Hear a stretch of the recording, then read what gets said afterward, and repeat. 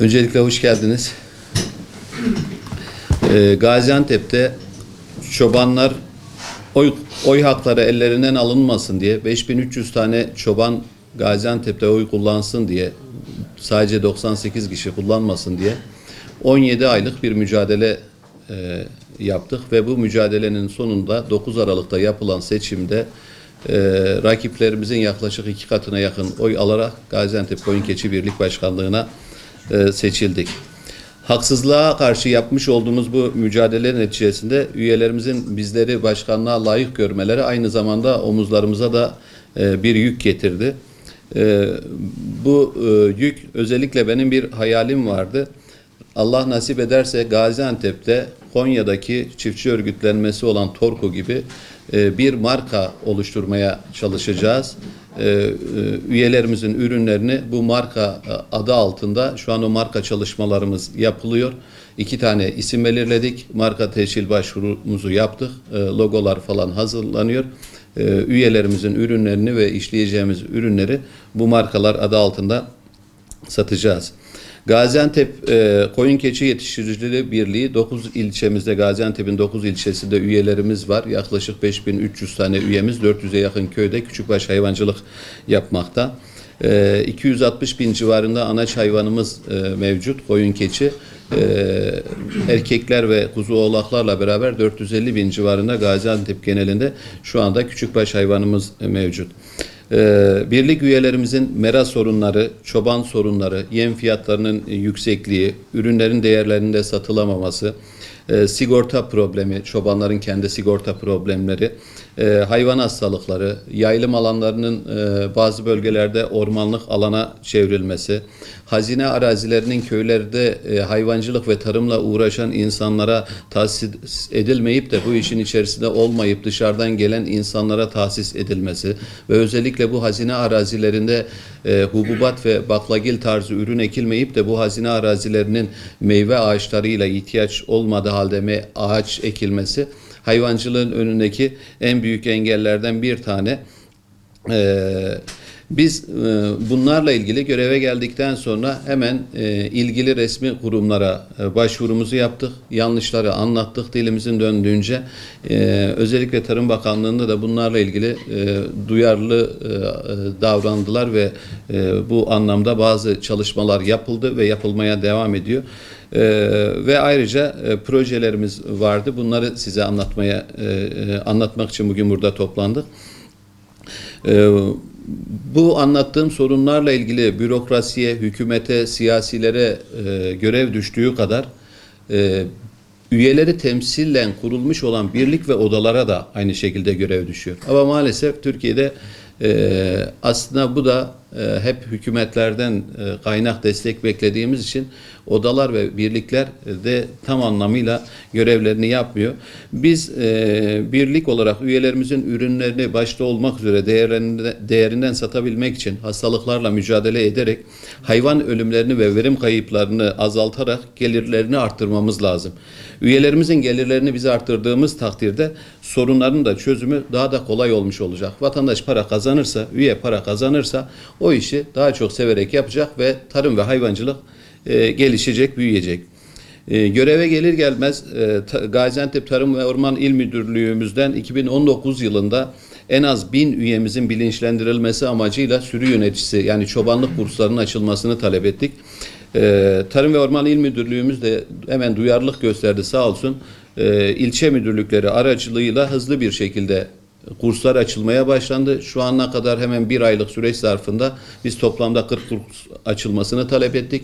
En az 1000 kişi faydalanacak bu kurslarda. Şu ana kadar hemen 1 aylık süreçte 6 tane kursumuz açıldı. Şahin Bey, Şehit Kamil, Yavuzeli, Nurdağ, diğer ilçelerde açılacak. Çünkü bizim üyelerimizi bilinçlendirmemiz lazım ki ondan sonra bu özellikle üretimi arttırmamız lazım. Bu kurslar şu an açıldı ve diğeri de bu kalan 11 aylık süreçte açılacak Allah nasip ederse.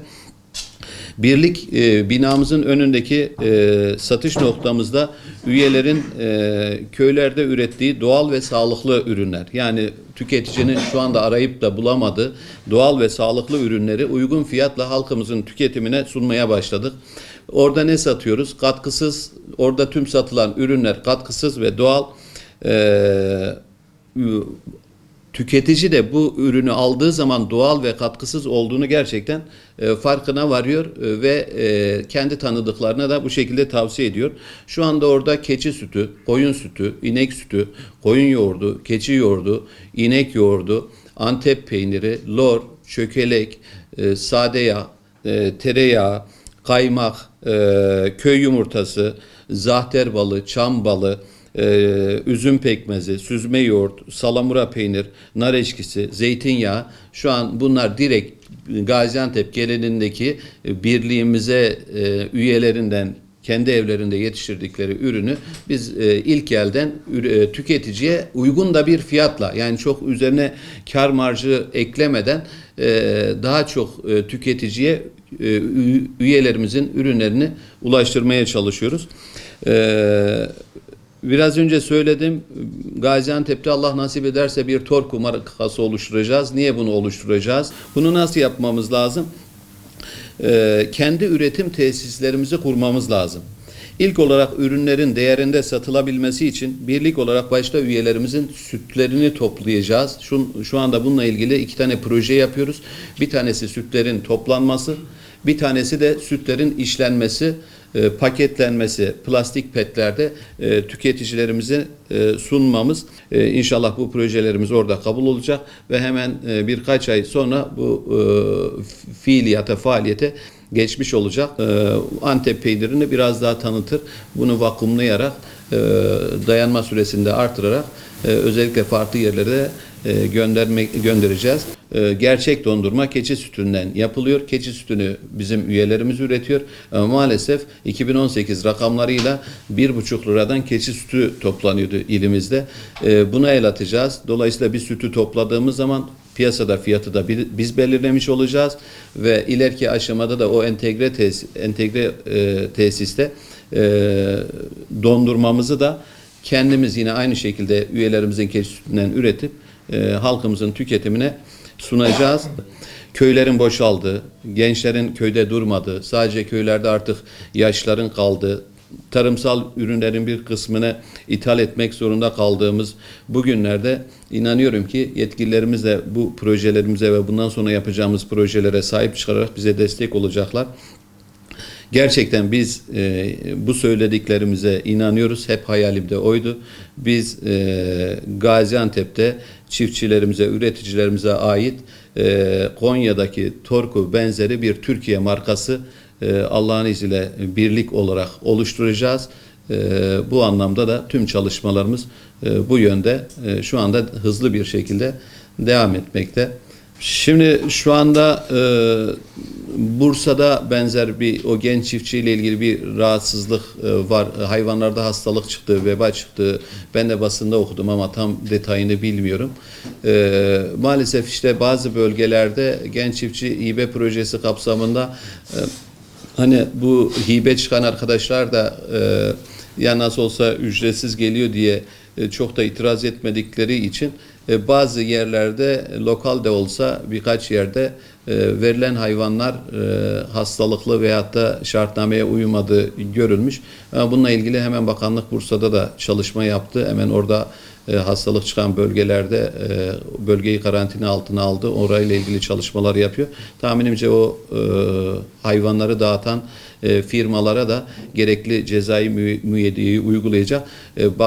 Bakanlık da bundan dolayı bundan bir 15-20 gün kadar önce artık bunun firmalar aracılığıyla değil de koyun keçi birlikleri aracılığıyla, yani birlikler aracılığıyla yapılması için şu an TİGEM bizim Türkiye Koyun Keçi Yetiştiricileri Birliği Genel Merkezimizle bir anlaşma yaptı. Bundan sonra tahminimce öyle bir yol izlenecek. Yani firmalar aracılığıyla değil de birlikler ve üreticiler üzerinden gidecek.